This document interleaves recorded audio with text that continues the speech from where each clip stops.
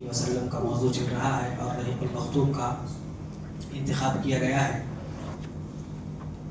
और इस सिलसिले में 57th आज दर्स है। सीरतुन्नबी सल्लल्लाहु अलैहि वसल्लम, नबी करीम सल्लल्लाहु अलैहि वसल्लम की हयात तय्यबा, आप सल्लल्लाहु अलैहि वसल्लम की ज़िंदगी से मोहब्बत, आपकी ज़िंदगी से ताल्लुक़, आपकी सीरत को जानना, आपकी सीरत की मारिफत हासिल करना एक मोमिन का गोया के तुर्र इम्तियाज़ होना चाहिए, एक मोमिन का तरीक़ा होना चाहिए और मोमिन की अलामत होनी चाहिए कि वो सीरत नबी सल्लल्लाहु अलैहि वसल्लम को जाने, समझे, पढ़े, सुने। आज जो ये खुराफात हम देख रहे हैं और आज की रात और कल दिन भर समझ लें कि सड़कों, गलियों, कोचों और रास्तों को जो मजदूर कर दिया जाएगा या कर दिया जाता है और बिल्कुल लोगों को तकलीफ़ दी जाती है सिर्फ अपनी वाहवाही के लिए या अपने नाम के लिए, और भी एक ऐसी चीज़ के लिए जो जिसकी न शरीयत में गुंजाइश है, न नबी करीम सल्लल्लाहु अलैहि वसल्लम का तरीक़ा रहा है, न नबी करीम सल्लल्लाहु अलैहि वसल्लम का हुक्म है, न इजाज़त है आपकी, न सहाबा किराम का तरीक़ा है। उसके बावजूद ये चीज़ें हो रही हैं और इस जैसी न जाने उम्मत में कितनी चीज़ें दर आई हैं, कितनी चीज़ें लोगों ने अपने दीन में शामिल कर लिया है या इस्लाम के अंदर लोगों ने उसको जगह दे दी है। ये चीज़ें कैसे हम जानेंगे या उम्मत को कैसे मालूम होगा जब तक कि नबी करीम सल्लल्लाहु अलैहि वसल्लम की सीरत से नावाकिफियत हो, नबी करीम सल्लल्लाहु अलैहि वसल्लम की ज़िंदगी से दूरी हो। अब सल्लल्लाहु अलैहि वसल्लम की सीरत को पढ़ना, पढ़ाना, सुनना, सुनाना इस दौर का बल्कि हर दौर का ये गोया के हर दौर की ज़रूरत रही है और इस दौर में और हमारी ज़रूरत है कि हम इसको आम करने की कोशिश करें। जो रसूल किसी रास्ते से तकलीफ दह चीज़ को हटाने को इतना बड़ा सदका करार देता हो कि उसके बदले में अल्लाह रब्बुल आलमीन सिर्फ एक कांटेदार झाड़ को हटाने की वजह से अल्लाह रब्बुल आलमीन जन्नत का वादा फरमाता है, क्या उसकी उम्मत या वो अपनी उम्मत को रास्ते मजबूत करने का हुक्म दे सकता है? हरगिज़ नहीं। ये इसी तरह से एक हदीस गालिबन सुनन अबी दाऊद की है। अल्लाह के रसूल सल्लल्लाहु अलैहि वसल्लम ने बड़े दो अल्फाज में कहा था। एक मरतबा जिहाद के सफ़र पे थे तो अल्लाह के नबी सल्लल्लाहु अलैहि वसल्लम का तरीक़ा ये होता था कि रास्ते के किनारे खाली जो जगह होती वहाँ पे टेंट लगाते थे, खीमा लगाते थे और वहाँ पे आराम करते थे। इसी तरह से क़याम भी करते थे। फिर वहाँ से रास्ता या सफ़र शुरू हो जाता। फिर कहीं पड़ाव डालने की बात आती, कहीं क़याम करने का मौका होता तो ऐसे ही किनारे लगाते। लेकिन एक मौके पर हुआ ये कि नबी करीम सल्लल्लाहु अलैहि वसल्लम ने अपना टेंट रास्ते के किनारे लगाया। चंद सहाबे किराम ने, चंद लोगों ने जो आपके साथ थे मैदान सफ़र में, वो भी जिहाद जैसे अजीम अमल के लिए कुछ लोगों ने रास्ते में टेंट लगा दिया, जिसकी वजह से रास्ता महदूद हो, रास्ता मसदूद हो गया, रास्ता बंद हो गया। तो अल्लाह के रसूल सल्लल्लाहु अलैहि वसल्लम ने फरमाया था कि जो वो शख्स रास्ते को बंद कर दे, रास्ते को बंद कर दे, या इसी तरह से जो शख्स रास्ते में किसी को तकलीफ दे या किसी को तकलीफ पहुंचाने की कोशिश करे, फला जिहाद अला, अल्लाह के रसूल सल्लल्लाहु अलैहि वसल्लम ने फरमाया ऐसे लोगों का जिहाद नहीं। इतना बड़ा अमल, इतने बड़े अमल के लिए निकले हुए हैं, उसके बावजूद रास्ता बंद करने की सूरत में अल्लाह के नबी सल्लल्लाहु अलैहि वसल्लम फरमा रहे हैं कि ऐसे लोगों का अमल बातिल हो जाएगा, गर्चे वो जिहाद जैसा अमल क्यों ना हो। तो ये सोचना चाहिए उम्मत के हर फर्द को और खुसूसन ऐसे लोगों को जो इस तरह से झंडियों और जुलूस और मजलिसों के ज़रिए से बाकायदा लोगों को तकलीफ़ देते हैं। एक तो ये शरीयत में है ही नहीं। अगर शरीयत में भी ऐसी चीज़ होती, अगर शरीयत में ऐसी चीज़ होती तब भी उसके लिए शरीयत इजाज़त नहीं देती कि गलियों को, कूचों को, सड़कों को, रास्तों को बंद किया जाए। तो ये नबी करीम सल्लल्लाहु अलैहि वसल्लम की सीरत से नावाकिफियत आपकी ज़िंदगी को न पढ़ने, न सुनने, न सुनाने का नतीजा है। सिर्फ वाहवाही बटोरने के लिए या कंपटीशन के लिए उन्होंने ऐसा जुलूस निकाला था तो हम उससे बढ़कर निकालेंगे। हमारे बाजू वाले ने अगर 5 हांडिया बिरयानी तकसीम की है تو ہم 10 ہانڈیاں تقسیم کریں گے. یہ جو کمپٹیشن کا دور ہے وہ بھی ایسی چیزوں میں جس کی نہ شریعت میں گنجائش ہے نہ شریعت میں کوئی ثبوت ہے، اس کے باوجود یہ چیزیں ہم کر رہے ہیں تو نبی کریم صلی اللہ علیہ وسلم کی سیرت کو نہ جاننے کی وجہ سے. ابھی مغرب سے یا مغرب کے بعد ایک شخص سے بات ہو رہی تھی، تو بہرحال یہ جلوس کے سلسلے میں اور یہ کے سلسلے میں تو پوچھا گیا، ہم نے پوچھا کہ صحابہ کرام نے کیا ہے.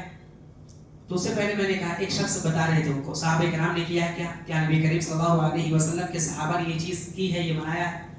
تو فوراً سامنے والے سے میں نے کہا آپ پہلے پوچھ لو صحابہ کے بارے میں، پوچھ صحابہ کن کو کہتے معلوم ہے؟ تو انہوں نے پوچھا اس شخص سے جلوس وغیرہ میں شرکت ہوتے ہیں، صحابہ کن کو کہتے ہیں؟ تو کہا نبیوں کو کہتے ہیں. سبحان اللہ، کیا کہتے ہیں؟ نبیوں کو کہتے ہیں صحابہ.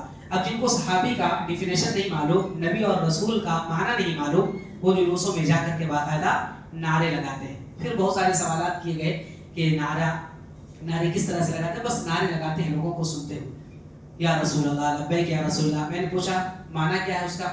معنی سے کیا مطلب ہے؟ اللہ کے نبی کی محبت میں، اللہ کے نبی کی محبت میں. بہرحال بہت ساری باتیں کرنے کی ہو سکتی ہیں، لیکن مدعا یہ ہے کہ نبی کریم صلی اللہ علیہ وسلم کی سیرت کو نہ جاننے کی وجہ سے، آپ صلی اللہ علیہ وسلم کی زندگی کو نہ جاننے کی وجہ سے، ورنہ آپ کی زندگی کو جتنا صحابہ نے جانا تھا، آپ کی سیرت سے جتنی محبت تھی نبی کریم صلی اللہ علیہ وسلم کے ساتھیوں کو، اور جتنا لگاؤ تھا، جتنی اپنائیت تھی صحابہ، ان سے ان کا عشر عشیر بھی ہمارے دلوں میں نہیں. اس طرح سے ہم محبت نہیں کر سکتے. ان کے ایک حکم پر جان قربان کرنے کے لیے تیار ہو جاتے تھے.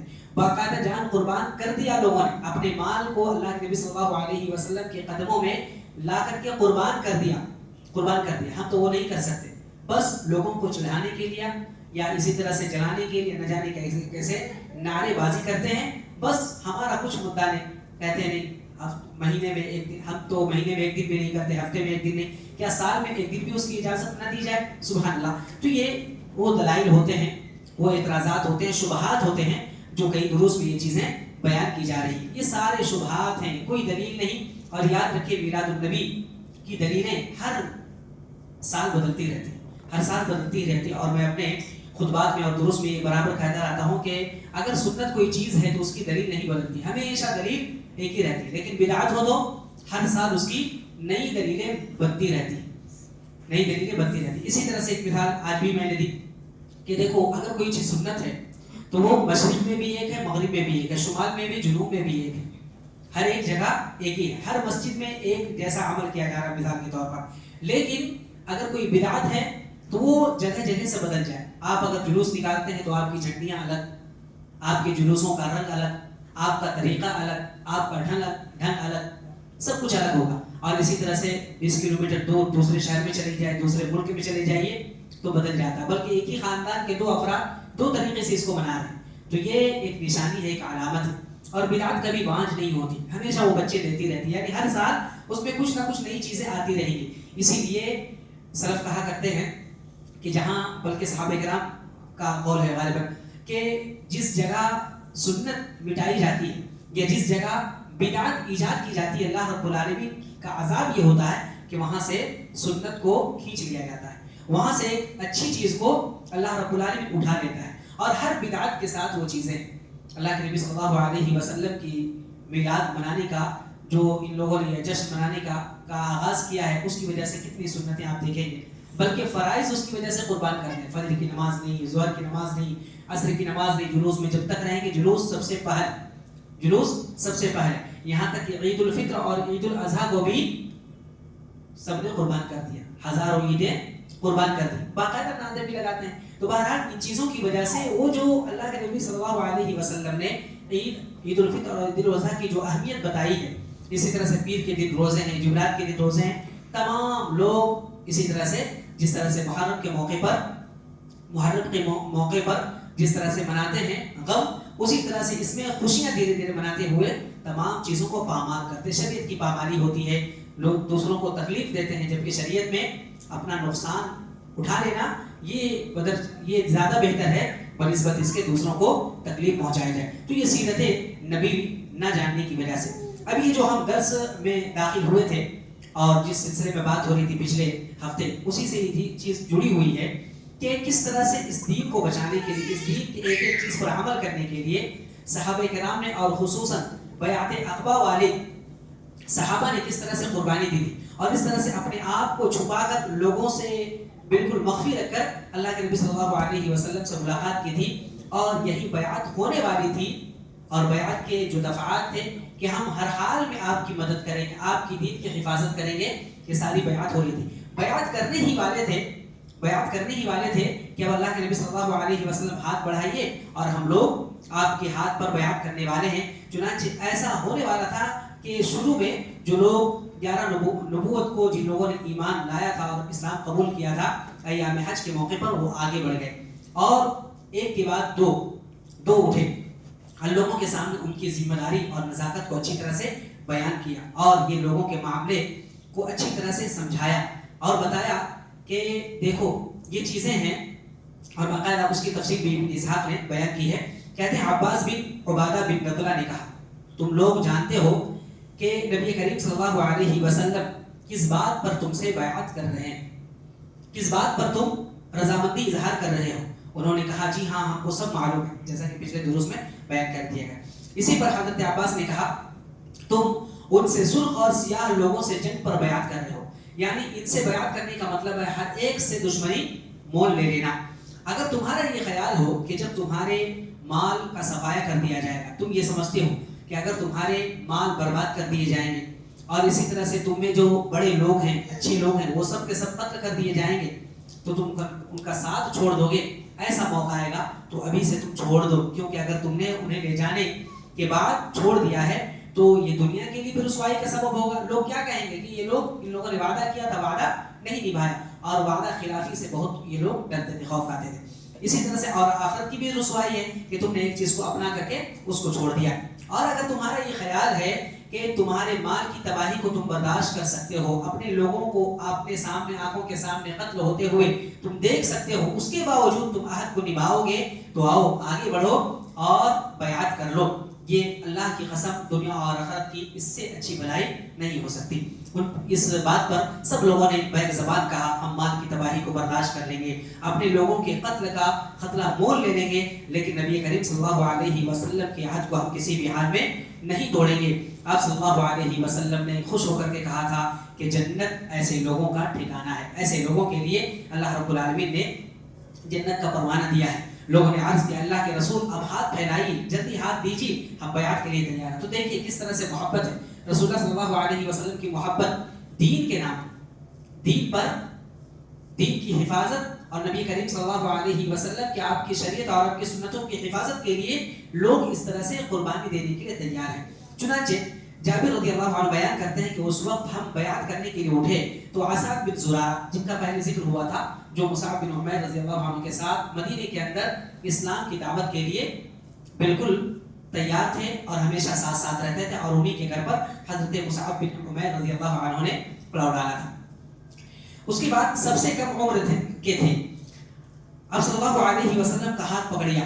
اس کے بعد پھر مدینے والوں کی طرف دیکھا اور کہا اے مدینے والوں ٹھہر جاؤ، آپ کی خدمت میں اونٹوں کے کلیجے مار کر، یعنی اتنا لمبا سفر کر کے اس یقین کے ساتھ تم حاضر ہوئے ہو کہ آپ اللہ کے رسول ہیں. اللہ کے رسول صلی اللہ علیہ وسلم کے بارے میں تم یہ اتنا، یعنی مدینے سے مکہ کا سفر تم اس لیے کیے ہو کہ رسول اللہ صلی اللہ علیہ وسلم سے ملاقات کریں، اور یہاں سے لے جانے کے لیے تم آئے ہو تو یہ سوچ لو کہ لے جانے کا مطلب ہے سارے عرب سے دشمنی مول لے لیں. انہوں نے پھر اٹھ کر کہا، کیونکہ اسلام کی نزاکت کو سمجھتے تھے اور باقاعدہ اتنے دنوں تک باقاعدہ انہوں نے مصائب کو فیس کیا تھا، تو کہتے ہیں سارے عرب تھے دشمنی مول لے لینا، اور اس طرح سے سمجھو کہ تمہارے جو چنندہ اور بڑے بڑے سردار ہیں ان کو گویا کہ تلوار کے سائے میں رکھنا ہے، اس طرح سے سمجھو، اور اپنی جانوں کو گویا کہ تلوار کے حوالے کر دینا ہے. لہٰذا اگر تم سب کچھ برداشت کر سکتے ہو تو چلو، اور تمہارا اجر اللہ پر ہے، اور اگر تمہاری جانیں تمہیں عزیز ہیں، پیاری ہیں تو ابھی سے چھوڑ دو، پیچھے ہٹ جاؤ، اور تمہارا عذر قبول ہوگا کہ ہاں چلو تم نے اس چیز کی قربانی کو پیش نہیں کیا. لیکن اس کے باوجود تمام لوگوں نے کہا نہیں، ہم بیعت کرنے کے لیے تیار ہیں، ہم نے ہر چیز کو سمجھ لیا ہے. چنانچہ بیعت کے دفعات تو پہلے طے ہو چکے تھے، یعنی کن کن چیزوں پر انہوں نے وعدہ کیا ہے. اس کے بعد اسعد بن زرارہ سے لوگوں نے کہا اپنا ہاتھ ہٹائیے، ہمیں بیعت کرنے دیجیے، اللہ کی قسم ہم اس بیعت کو نہیں چھوڑ سکتے، کیونکہ دنیا کی بھلائی، آخرت کی بھلائی اور جنت کا وعدہ ان کو اللہ کے رسول صلی اللہ علیہ وسلم نے کر دیا تھا۔ اس کے بعد باقاعدہ سب کو یقین ہو گیا جو لوگ نبی کریم صلی اللہ علیہ وسلم کے ساتھ تھے، اور اسی طرح سے پہلے ایمان لانے والے جو تھے انہوں نے تو پہلے ہی وعدہ کر لیا تھا، ان کو اب یقین ہو گیا کہ یہ لوگ جو ہمارے ساتھ ہیں ان کے اندر نفاق نہیں ہے، یہ لوگ اسلام کا، اہل اسلام کا، نبی کا اور نبی کے ساتھیوں کا ساتھ دیں گے۔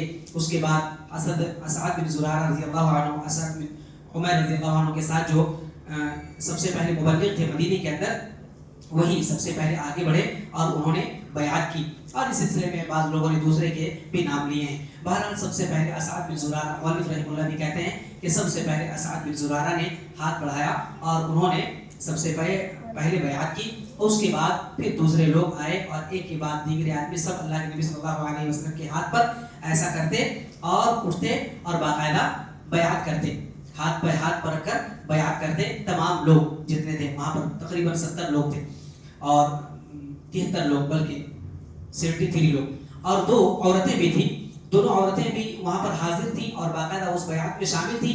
لیکن نبی کریم صلی اللہ علیہ وسلم سے جب مردوں نے بیعت کر لی تو عورتیں بھی اٹھی اور عورتوں نے زبانی طور پر بیعت کی۔ نبی کریم صلی اللہ علیہ وسلم نے کسی بھی اجنبی عورت کا کبھی بھی ہاتھ نہیں چھوا ہے، نہ ہی کبھی مصافحہ کیا ہے۔ اس کے بعد نبی کریم صلی اللہ علیہ وسلم نے بیعت مکمل ہونے کے بعد 12 نقیبوں، 12 نگراں اور 12 لوگوں کو ذمہ داری سونپی تھی، ان کو ذمہ دار بنایا تھا۔ ان میں سے سب کے نام یہاں پر ذکر کیے گئے ہیں: اسعد بن زرارہ، سعد بن ربیع، عبداللہ بن رواحہ، رافع بن مالک، براء بن معروف، عبداللہ بن عمرو، عبادہ بن ثابت، سعد بن عبادہ، منذر بن عمرو۔